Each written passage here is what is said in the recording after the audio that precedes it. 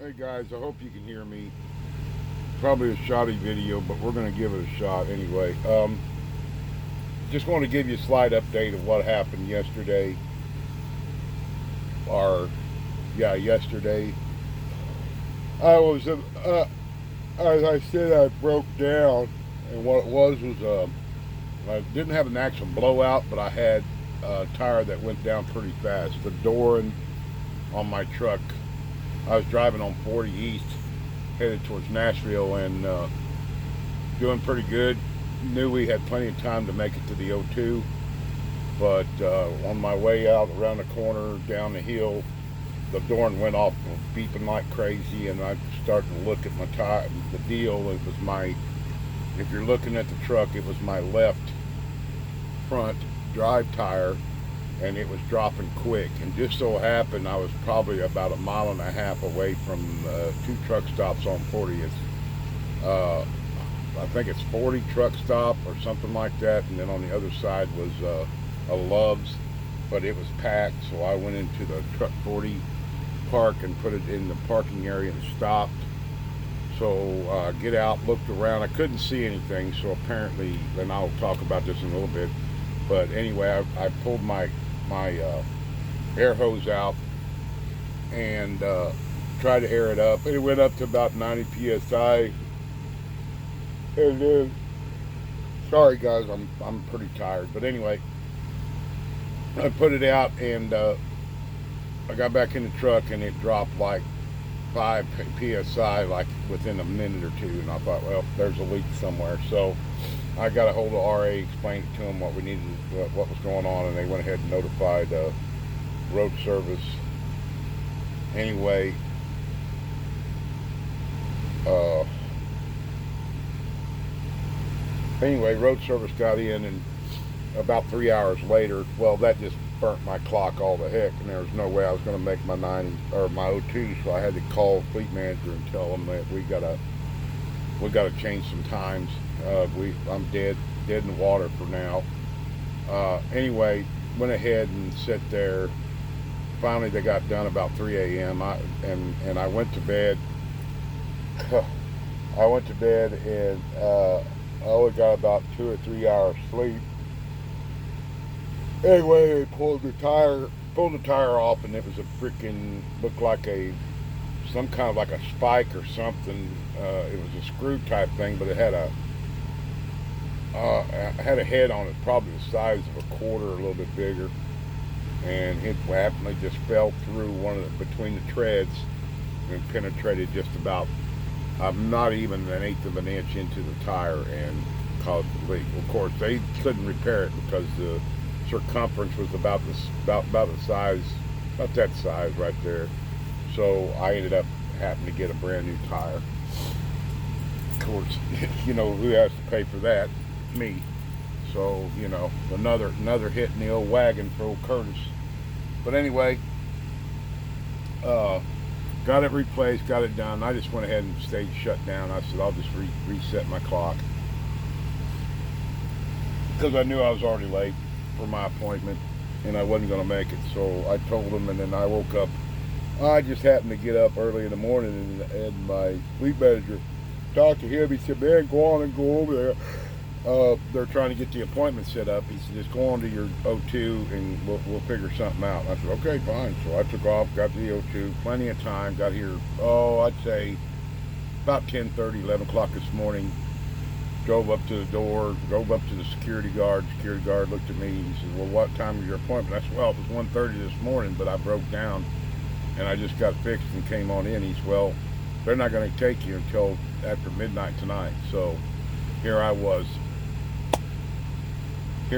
sitting at about 10:30 in the morning this morning, and then found out that I wasn't going to be able to deliver. So I had to tell my fleet manager about that. So that started the domino effect for all the other two loads.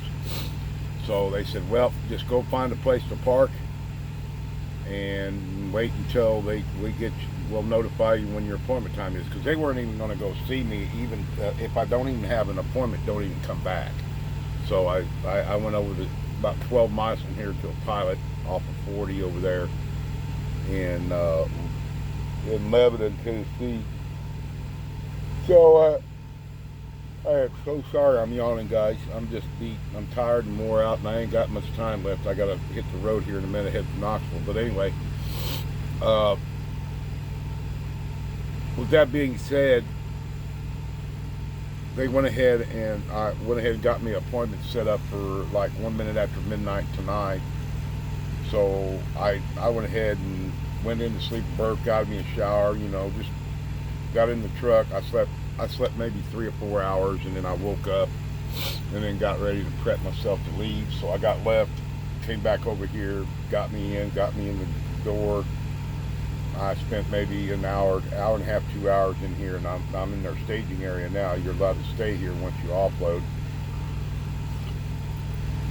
because I didn't want to start anything up until I'm ready to roll, because my next appointment got switched to my 03, which is in Alcoa, Tennessee, at the U.S. Food Store distribution center. Is at 11 o'clock this morning.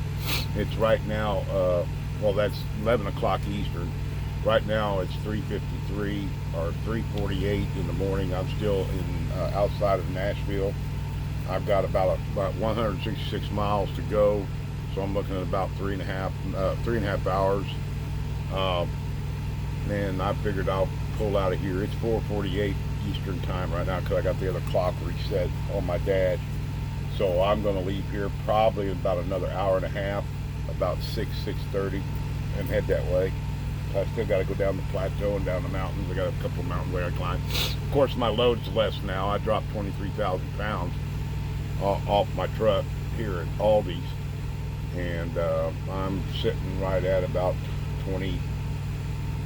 probably around 25,000 pounds left on my truck. And I got 2 more drops. I mean, they're small.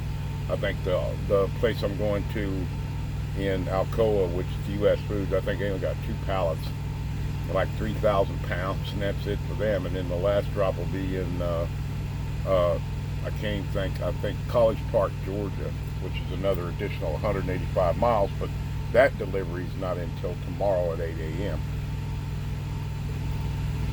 So I got a little window there. If I can get this load put in here this afternoon, I'm gonna push it as far as I can and try to get as close down there as I can to. It's on the other side. It's a suburb of Atlanta, and I'll try to get as close as I can to that, and then I'll shut down and get a 10-hour break in, and then roll the rest of the way in tomorrow morning. As long as I'm there by 7, I'll have it delivered. So I'm looking good so far. So I'll probably shut down again. But anyway, it's just a process, My wife and me have talked about this, and just to give you guys an idea of what's going on. Don't get me wrong, the comments were super. Thank you for your comments. And it's getting to the point now that here I've got to have to make a decision here pretty soon whether I'm going to remain lease or I'm going to go have company. I don't want to leave Prime. Prime's a good company. I'm pretty sure it is. I mean, it's just my luck. I just had no good luck, guys, in the last 4.5 months I've been doing this. So, because I watch like JJ the Trucker, watching him, and look what he's doing. He's got a new truck already. He's got merchandise. He's doing good. He's a lease off too, and he come from the Silicon Valley in California, or no, he's from Las Vegas, and he used to do things like me. I was never into truck driving. I was always a construction type guy. That's all I've ever done all my life until now, and I got into trucking because I wanted to save what left of my legs there is, because my legs are about gone, because I've done all these physical type things all my life. So anyway, it was a change for me. But with that being said, it's out there to be done. You can make it happen. You just got to have luck. And I'm telling you right now, if you disagree with that, that's fine. But I think you have to have luck while you're as a lease op to drive these trucks, to drive and make a living. You got to have luck on your side. In other words, you're a person that don't break down very often. You're a person that doesn't have problems or issues very often. With your loads and all that stuff. And I've seen it seems like my luck it's been unlucky like a magnet. I mean, if it's going to happen, it's going to happen to me. And it's been doing that ever since I started doing this. So I don't know if somebody or something is trying to tell me to not do this no more or what. But I mean, you know, that's immaterial. That's just being superstitious, I guess. I don't know. But anyway, guys, I mean, you know, with that being said, you know, like me, I've got to freaking replace my refrigerator. My refrigerator went bad. I mean, it's just one thing after another. Between the APU, the refrigerator, and now I had a blown drive tire that cost me almost a freaking grand now. So there goes your tire fund. Could be more than that by the end, you know. And shit, I've only been on the road for 4 months. It's been really freaking killing me, you know. And you know, people think, you know, if you keep having this kind of thing, you might think about going company because the problems won't be on you. It'll be on Prime to fix, you know. But I don't. I like the independency. That's the problem. I'm too old to be dictated to. It's all I've done all my life, you know. I'm 60 years old. I don't need it. I don't need people to tell me what I can and cannot do. You know, if I want to go home, I want to go home. If I don't want to go home, I don't have to go home. You know, that's the key. I just don't like people telling me what I have to, what I can or cannot do. I've grown out of that. You know, it's my turn to be independent, in other words. And that's what I plan on. That's what my goals are. That's what I want to continue to do, you know. But anyway, that's the update right now. I'm back on the road. I'm back operational. I'm still got the same load that I had 3 days ago, 2 days ago. But hopefully I can get this all done in and we get this on this settlement. That's my goal. I was so worried that I wasn't going to make, you know, since everything got pushed or moved or jumped, then I thought I was going to lose this load for this week, and that would have really killed me and my wife. I mean, I only had one load for this settlement. This will be the number 2 load, but they both paid good. The problem was I needed to get this load in to make it right. And since I'm delivering Wednesday morning, I should have this in before deadline time at 4 p.m. Central Time on Wednesday evening.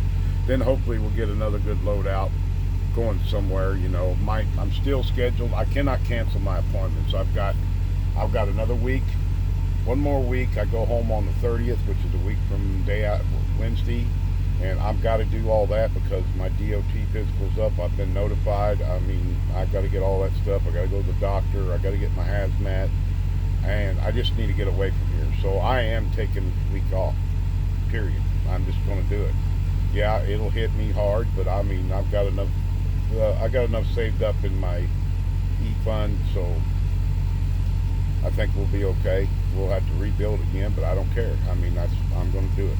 I mean, you know, I've got to see my wife. I got to see some of my family. I don't see nobody anymore. So, anyway, guys, I'm ranting now, so I'm going to let you guys go. I've got about